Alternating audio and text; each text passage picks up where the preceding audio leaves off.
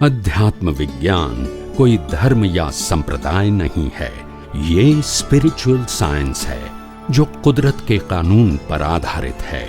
ये विज्ञान पूरे ब्रह्मांड के सभी रहस्यों को उजागर करता है और जीवन के सभी पहलुओं को समझने के लिए एक नई दृष्टि देता है।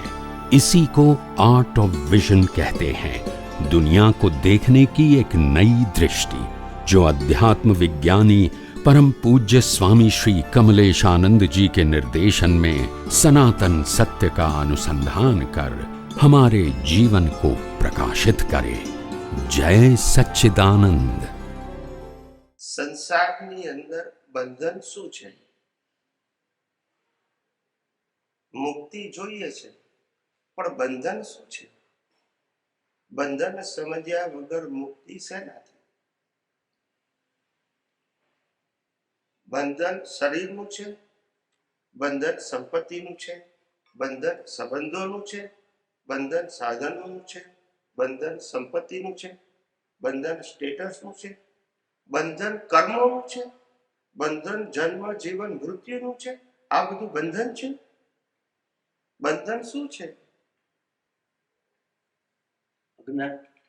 બંધન એ અજ્ઞાન છે। અવસ્થાના બંધનને બંધન નથી કહેવાતું, કારણ કે અવસ્થા કુદરત આપે છે અને કુદરત શરૂઆત કરે છે, બિગિનિંગ અને એન્ડ પણ કોણ કરે છે? કુદરત। જન્મ જીવન મૃત્યુ પણ કોણ આપે છે? કુદરત। જન્મ જીવન મૃત્યુ થાય છે કોનું? તો કે શરીરનું। શરીર એ કુદરતે આપેલું પ્લેયર છે। શું છે? ને બધાના પ્લેયરની સિસ્ટમ એક જ સરખી છે। બધાના પ્લેયર પંચમહાભૂતોના બનેલા છે, એક જ ડિઝાઇન બધાની, અને બધાના પ્લેયર ને હવા પાણી ખોરાક પણ કુદરત આપે છે, અને ડાયજેસ્ટ કરીને બ્લડમાં કન્વર્ટ કરી ને આખા બોડીના બધા પાર્ટ્સમાં ફેલાવવાનું કામ પણ કુદરત કરે છે, આપણે કરતા જ નથી। એટલે બોડી અને બોડી રિલેટેડ સર્કમસ્ટાન્સીસ એ બંધન સ્વરૂપ નથી, હિસાબ સ્વરૂપ છે। બંધન એ છે હું શરીર છું એવું માનું છું તે। બંધન એ છે મન વચન કાયા હું ચલાવું છું, એ બંધન છે। બંધન એ છે સત્તા સંપત્તિ સંબંધ સાધન મારા છે, એ બંધન છે। બંધન એ છે જન્મ જીવન મૃત્યુ મારું છે। બંધન એ છે સુખ દુઃખ બીજાને હું આપું છું અને બીજા મને આપે છે, આ બંધન છે। બંધન ઇઝ ઇક્વલ ટુ અજ્ઞાન। આમાંનું કશું આપણે નથી, આપણું નથી। આમાંનું કશું આપણે નથી અને આપણું નથી, ખ્યાલ આવે?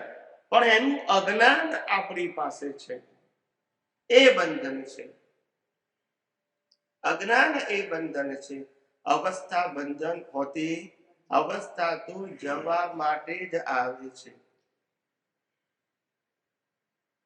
Our life is exhaust every moment, discharge every moment, expired every moment।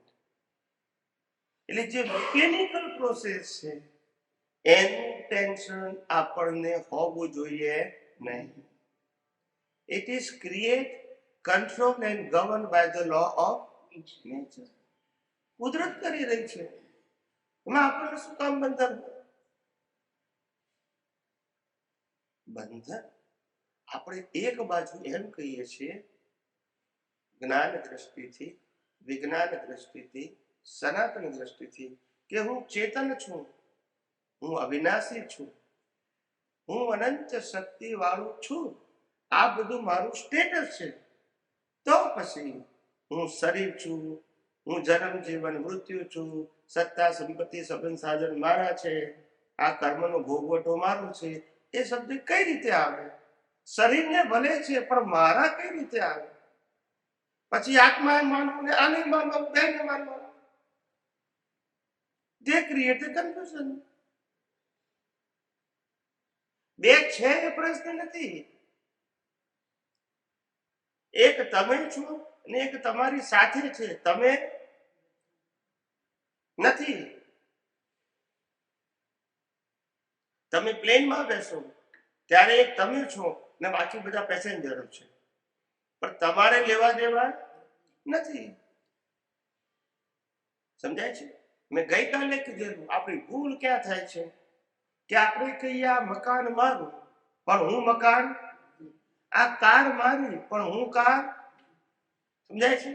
અહીંયા ભૂલ થઈ ગઈ. આ શરીરે મારું અને હું શરીર. મકાનમાં કહીએ છે મારું ખરું પણ હું, કારમાં કહીએ છે મારી ખરી પણ હું, અહીંયા મારી ખરી હું કરું. બસ આ મિસ્ટેક થઈ ગઈ. આ અજ્ઞાન છે. આ છે અજ્ઞાન નથી, આ હું છું એ અજ્ઞાન છે. ખ્યાલ આવ્યો? અને ત્યાર પછી આ સંસાર ઉભો થયો આખો. શરીર હું છું તો શરીર સાથે સંકળાયેલા બધા જ સંજોગો પણ મારા છે, ભોગવટા પણ મારા છે, જન્મ જીવન મૃત્યુ પણ મારું છે, મન વચન કાય ને તેની અવસ્થાઓ પણ મારી છે. તો પછી પઝલ છે, તો પછી પઝલ છે. જ્ઞાની પુરુષ દાદા ભગવાને બહુ સિમ્પલ કીધું, the world is a puzzle itself. There are two viewpoints to solve this puzzle. One relative viewpoint, the other is real viewpoint. Relative viewpoint A puzzle છે. શું છે? Relative viewpoint puzzle એટલા માટે છે કારણ કે રિલેટિવ ને રિયલ માનીએ છે. શું માનીએ છે? હવે રિલેટિવ ને રિયલ ન માનતા રિલેટિવ ને યુનિવર્સલ ટ્રુથ જાણવું હોય તો કુદરતી નો ડિવિઝન. જન્મથી મોત સુધી એક પણ અવસ્થામાં કોઈ ડિવિઝન નહીં. મન વચન કાયની એક પણ અવસ્થામાં કોઈ ડિવિઝન નહીં. પાંચ સેન્સીસથી ફીલ થતી હોલ યુનિવર્સમાં કોઈ ડિવિઝન નહીં. એક જ આન્સર કુદરતી.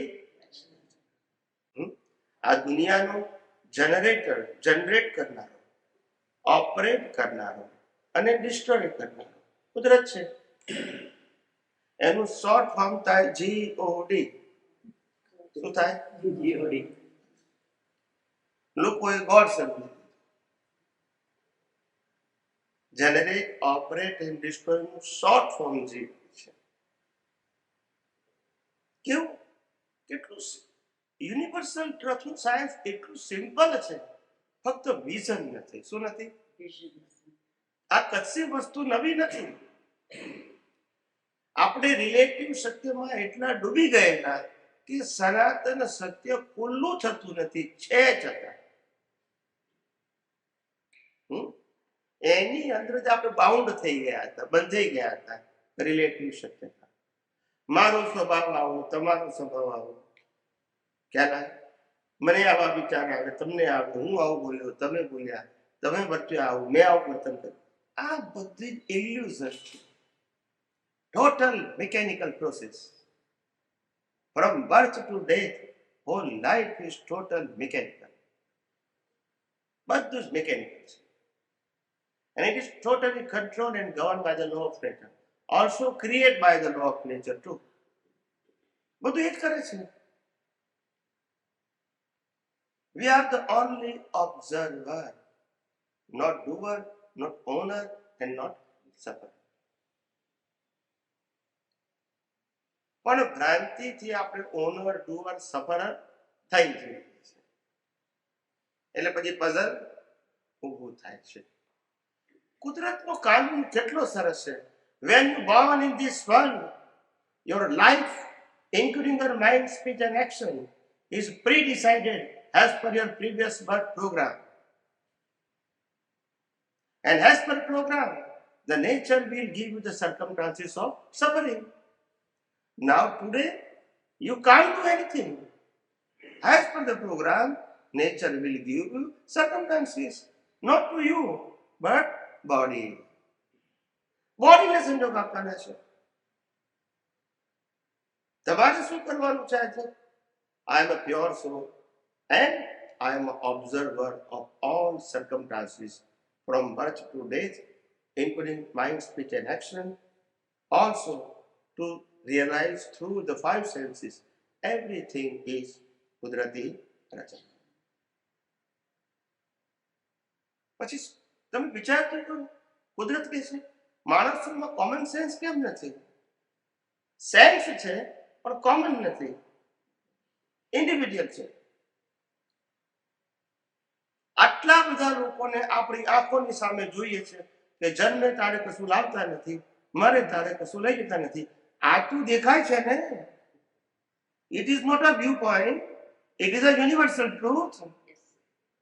પછી આટલો બધો મોહ કેમ? આ દુનિયામાં તમે શરીરના જો માલિક ના હોય તો સત્તા, સંપત્તિ, સંબંધ અને સાધનના માલિક કેવી રીતે હોઈ શકો? કુદરત તમને કર્મ ભોગવવા માટે આપે છે અને લઈ લે છે, માટે તમે યુઝર થઈ શકો, ઓનર. ને માસ એનું કહીએ છે ઓનર થવા, માલિક. વિચાર કેવી ભૂલ! એક શ્વાસ પણ આપણે આપણી મરજીથી લઈ શકીએ એમ નથી, અને નથી લેતા એ સારું છે. નહીં તો આપણી મરજી લેતા હોય તો આપણે અહીંયા ધ્યાન આપીએ, પછી કામમાં ધ્યાન આપીએ. અને આપણે શ્વાસ લેતા હોય તો રાતે ઊંઘ્યા પછી કોણ લે? માણસ રાખવું પડે, પમ્પિંગ વાળો, ઓક્સિજન આપીએ. રાતે પછી કોણ લે? કેવી ભ્રાંતિ છે! જે ઉઘાડી આંખે દેખી શકાય એવું છે, સમજી શકાય એવું છે, છતાંય ભ્રાંતિ. વિચાર કરો, આપણે કેટલા બધા બ્લાઇન્ડ થઈ ગયા છે, કેટલા બધા રિલેટિવ સત્યમાં ઓતપ્રોત થઈ ગયા છે. દુનિયા તો કહેવાની છે, એ લોકો પાસે યુનિવર્સલ ટ્રુથ વિઝન નથી, એ લોકો પાસે રિલેટિવ ટ્રુથનું વિઝન છે. એટલે એ લોકો તો એ જ કહેવાના છે, એને ખોટા નથી કહેવાના. આપણે સનાતન સત્ય આપણે સમજવાનું છે, સમજીને સમાવવાનું છે. કેના આ અનુભૂતિ એ રિયલાઇઝેશન છે, એ કઈ શો ઓફની વસ્તુ નથી. ખ્યાલ અત્યારે કોઈને અહીંયા કેવળ જ્ઞાન થયું હોય તો આપણને કેવી દેખાય? બહારથી દેખાય. એ અનુભૂતિનો વિષય છે, એ કે બતાવવાનો વિષય છે, એ કે ફિઝિકલ મેટર છે ના. કેવળ દર્શન પણ ફિઝિકલ નથી, કેવળ જ્ઞાન પણ ફિઝિકલ. જેને થાય એને અનુભવ થાય. અમે કહીએ કે અમને આ દર્શન છે ને આ દર્શનમાં બધું દેખાય, પણ કેવી રીતે સમજાય બધાને? બધાને તેમ જ થાય કે આ તો વાંચેલું હોય, સાંભળેલું હોય. એ કે છે એવું થાય ઓન ફર્સ્ટ સાઇડ. ખ્યાલ? કારણ કે આવો ડિફરન્સીસ સમજ્યા જ નથી ને. મોટા ભાગના લોકોને આપણે ધર્મગુરુ પાસે જઈએ તો ક્યાં તો ચોપડી વાંચીને બોલતા હોય, અથવા તો ચોપડીનો રેફરન્સ આપીને બોલતા હોય. The two option. સમજાય છે? ક્યાં ચોપડી વાંચીને બોલતા હોય, ક્યાં તો ચોપડીના રેફરન્સથી બોલતા હોય. સમજાય છે? કારણ કે એને અનુભવ નથી. એટલે એ શું કરે? એની પાસે વિઝન નથી, એની પાસે નોલેજ છે, ઇન્ફોર્મેશન છે, મેમરી છે, પણ એક્સપિરિયન્સ નથી. એટલે એની લિમિટેશન્સ છે. જે વાંચ્યું છે પોતાના શબ્દોમાં એક્સપ્લેન કરે છે. Doesn't matter the person is authorized because they have not owned experience. હવે જે પોતાના અનુભવ ન હોય એને ઓથોરાઇઝ કઈ રીતે કહેવાય? જેને પોતાના અનુભવ ના હોય એ તમને એવું કહે કે તમને અનુભવ થશે તો એની ખાતરી શું? ને પોતાને નથી તો પછી હવે સમજાય? Spiritual path is for realization, not knowledge, not information, and not physical exercise. It is a matter of your vision. અને વિઝનમાં બે જ વસ્તુ હોય, જ્ઞાન અને દર્શન.